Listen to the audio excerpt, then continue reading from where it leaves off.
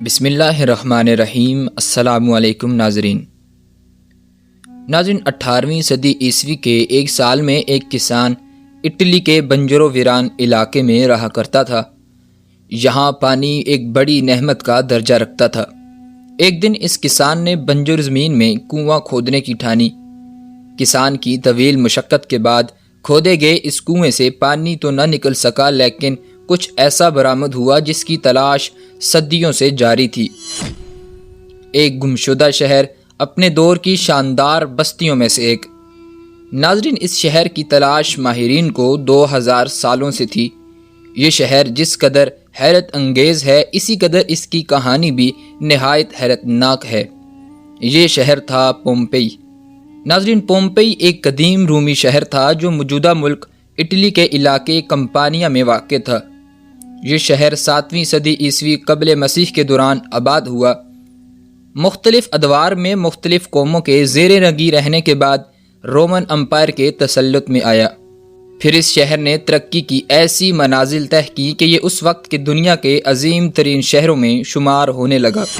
پانی کے تالاب، کلب، بیکریاں، کشادہ سڑکیں، لائبریری، کمیونٹی سینٹر، گھوڑے باندھنے کے جدید استبل، 2 منزلہ مکانات اور مکانوں کے پیچھے چھوٹے چھوٹے لان اور ان میں نصب فواروں نے اس شہر کو جنت بنا دیا تھا۔ یہ دنیا کا پہلا شہر تھا جس میں زیبرا کراسنگ شروع ہوئی تھی۔ یہیں سے کریم کیک ایجاد ہوا اور یہیں سے اجتماعی غسل خانوں یا حمام کے تصور نے جنم لیا تھا۔ ناظرین، یہ رومن امپائر کے بڑے تجارتی شہروں میں سے ایک تھا، لیکن دولت کی فراوانی کے بعد رفتہ رفتہ اس شہر کی پہچان تبدیل ہونے لگی۔ اجتماعی غسل خانے یا اجتماعی حمام بے حیائی کے مراکز بننے لگے۔ چند دہائیوں بعد یہ بے حیائی اس شہر کا عام مزاج بن گئی۔ اب اس شہر کی پہچان زرعی، تجارتی یا صنعتی شہر کی نہ رہی، بلکہ اب یہ ایک بڑے آزاد معاشرے کا شہر بن چکا تھا۔ کسی پابندی، کسی روک ٹوک، ہر قسم کے قانونی اور سماجی بندھنوں سے آزاد کھلے عام جنسی تعلقات اس شہر کی خاص پہچان بن گئے۔ یہاں کا کاروبار تھا جسموں اور لذتوں کا۔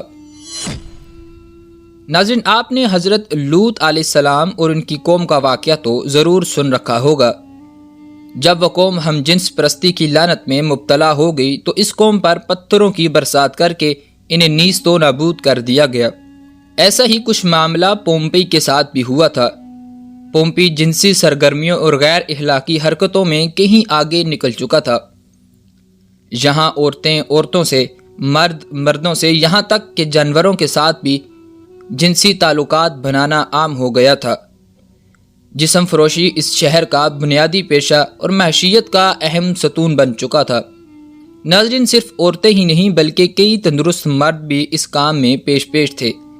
غلاموں کے ساتھ ساتھ عام شہریوں کی ایک بڑی تعداد اس پیشے سے وابستہ تھی۔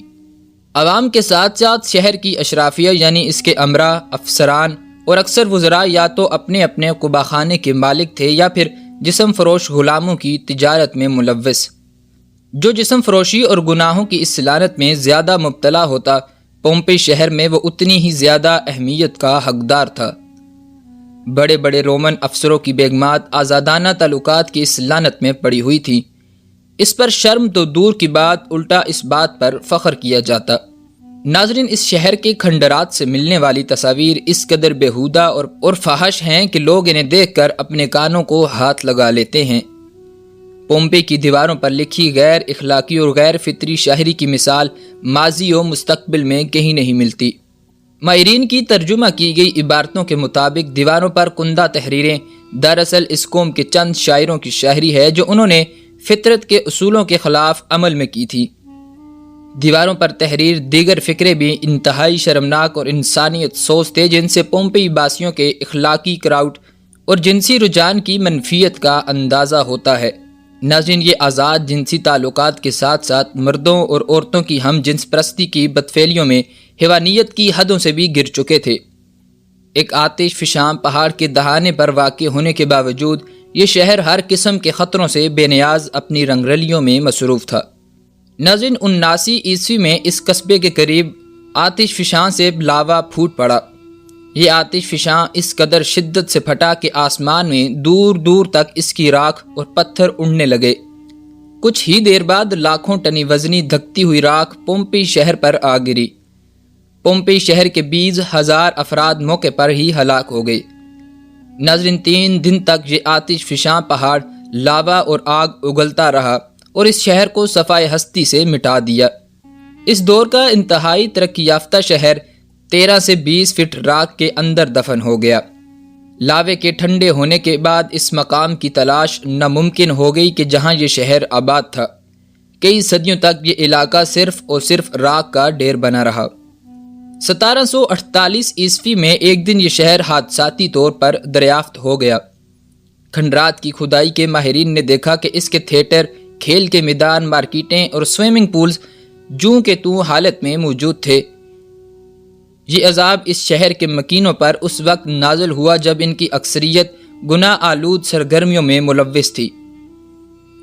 اس شہر کی دریافت کے بعد کھدائی کی گئی تو ماہرین آثار قدیمہ یہ دیکھ کر حیران رہ گئے تھے کہ لوگ مردہ حالت میں محفوظ ہیں، اور ایسا لگ رہا تھا کہ جیسے قدرت نے اخلاق باختہ حرکتیں کرنے والی قوم کو دنیا کے لیے نشان عبرت بنا دیا ہے۔ جو شخص جس حالت میں تھا اسی حالت میں وہ مرا۔ ناظرین، آج بھی جب پومپئی کی باقیات دریافت ہوتی ہیں تو وہاں کے رہنے والوں کی لاشیں بے گور و کفن اسی حالت میں ملتی ہیں جس میں وہ آخری ایام میں موجود تھے۔